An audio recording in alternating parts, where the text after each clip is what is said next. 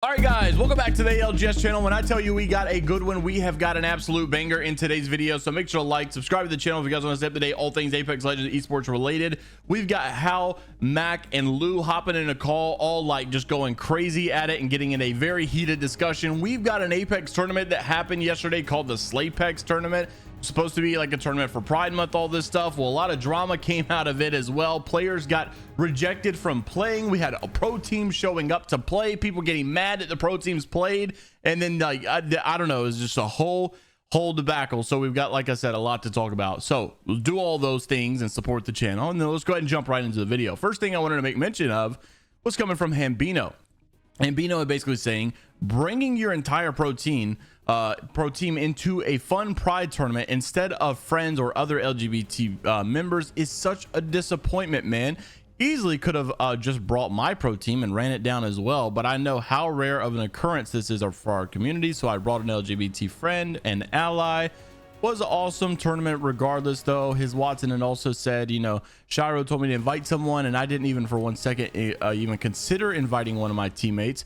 And then you had Hackers. Hackers was basically from the EU side of things over on Team Alliance.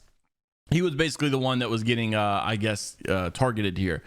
I understand that people are frustrated with us stacking the tournament, meaning the entire Alliance pro team was basically playing here. He says, I've been in unbalanced tourneys before, and I honestly feel the frustrations. However, Yugi got invited as a captain, and Effect is bisexual as well. So, you know, we figured he was a part of the LGBT, you know, like criteria here in support of it, not necessarily just, you know, bringing our pro team to steal the money. Our team fit the requirement to play, and with $12,000 on the line, I think almost everyone in the world would do the same in our shoes. Thanks for the invite, though, and it was an amazing and smooth event. And then someone had started to reply, it's weird how no one winning on the winning team tweeted about the biggest queer Apex tournaments. The point is to celebrate queer people. Why did no one from your team hype up the Pride event on socials? I'd love to be wrong, but I don't see anything. So basically, like, accusing them of like only just coming to steal the money and no, like, I guess, like, purpose of the tournament at all. And he just said, personally, I barely tweet anything outside of ALGS official events, but I'll take personal feedback to tweet more in the future as well. And this is where it kind of got crazy. Half of the pros, someone said, in the tourney didn't tweet it out. We need to call out every single one of them. And then Dexter kind of, sometimes I feel like, you know, it gets a little like call out every single one of them, really. And then, you know, sometimes people have to just, I guess, I don't even know what to say. I gotta, you know, watch my back here, because, you know, I'll get something taken out of context as well. But, you know, someone saying, no, you in fact don't need to call out every single one of them. That's just pathetic. And Nocturnal did kind of, you know, show his support here for Hack, is saying, you know, if it doesn't break the rules and the organizers allow it, can't really fault the players. They're just playing the game. It's a tournament at the end of the day. And so, you know, totally agree. Honestly, if I had a chance for a free 12K right here and bringing my pro team into it, and I could get away with it, or I could actually do it, shoot, I don't see why I would turn down 12K, to be honest with you. Who would? I think that's a little crazy. But nonetheless, you know, common courtesy, etiquette, you know, do you want to keep, I guess, things a little fair to some degree? It's your choice. I don't know. Also wanted to mention a couple people that did not get to play in this tournament. One of them was It's Matt, a big, very well known, you know, I would say a very well known in the challenger circuit scene, like not like super big, but obviously people that play in the challenger circuit pretty consistently know who this guy is.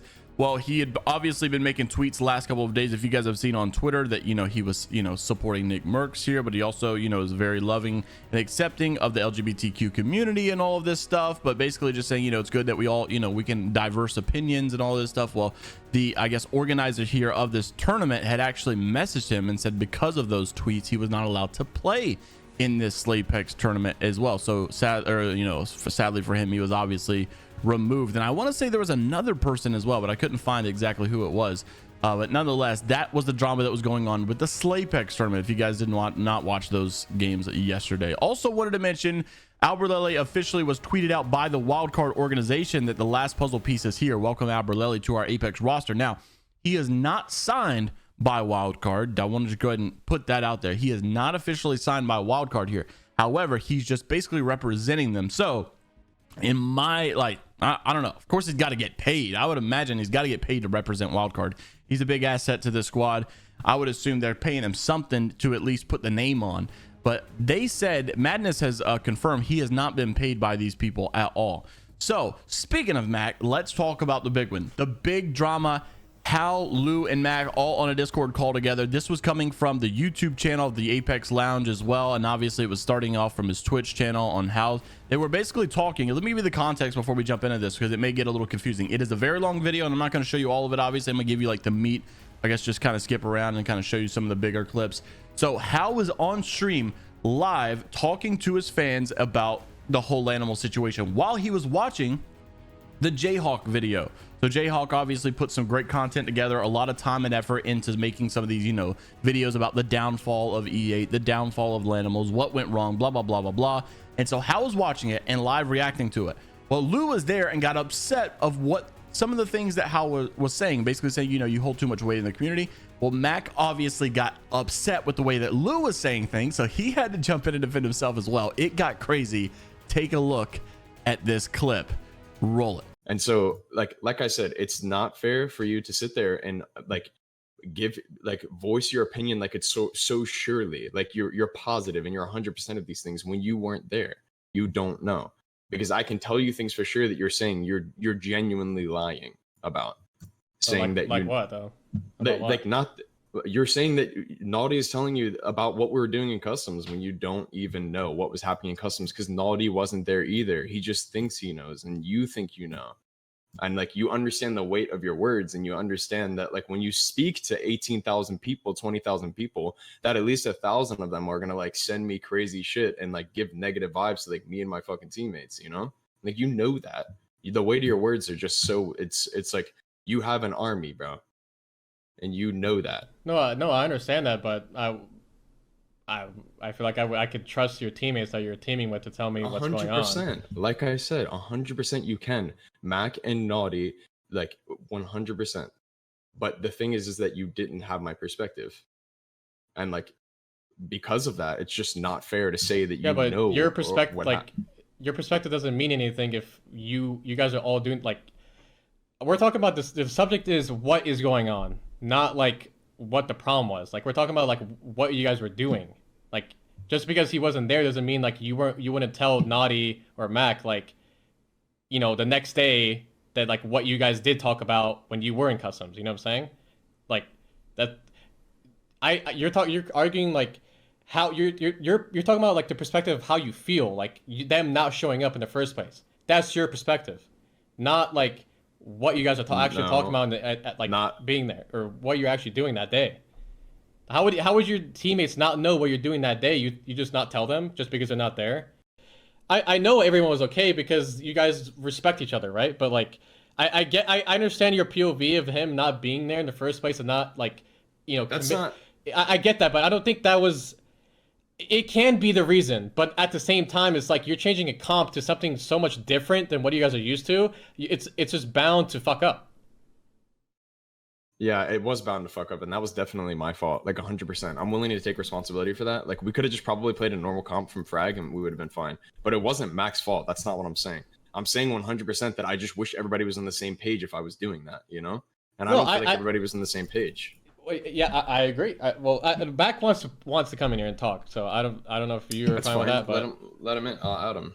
I'm just gonna say this before anything though, is that I no longer have a problem with anything that happened while we're teaming. The only reason why I wanted to get in the call with you is just because like I feel like you have an understanding of the weight of your words, but at the same time are willing to say things so surely. Okay, so I gotta say this, bro. Go ahead. Saying I didn't show up to customs while yes. No, you did. You did. Okay, this is a misunderstanding. You literally watched just like a little bit. Mac, you were fucking in customs. You were in that bitch. Like, you were cooking with me on the path comp. We both agreed upon it. Me and you both were like, this could be really good. This could be good for regionals. Like, this could really work.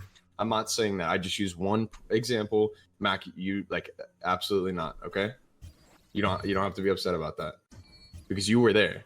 I'm just saying that, like, just in general, I feel like I put in a ton of work and it just created a stressful environment for all of us. And I started like fucking blaming Naughty for everything because of how much like fucking stress I was under with it all. I was putting so much time into everything that like I lost sight of creating a healthy environment for the three of us. I mean, maybe you agree with that, right? Yeah, but maybe I'm bugging, but I'm pretty sure like I just heard you saying that me and Naughty both weren't showing up to customs in general. I mean, there was plenty of times where I tried to make a schedule, I think 10 or 12 different times, and you would show up 3 hours late. bro. So obviously it gets crazy, and this is like a 20-minute clip, actually 17 minutes over here on the Apex Lounge. The link will be down below if you guys want to watch the entire thing, but it gets a little wild. Obviously we still had like 8 more minutes to go. I'm not going to show all of it because you'll be here forever, but it is crazy to watch the drama unfold. And I think honestly, like as crazy as it is, as like middle school vibe as it is sometimes, you know, I do think that like having this beef behind the scenes makes the LAN event so much more fun to watch, because when people go against each other, or even the LCQ, right? Like Lou's gonna be playing in the LCQ with XYZ, who knows? Albralelie's gonna be playing with Wildcard. When you watch these teams go against each other, it's gonna be so cool to watch Mac play against Lou now, you know? So I can't wait to see all this stuff go down.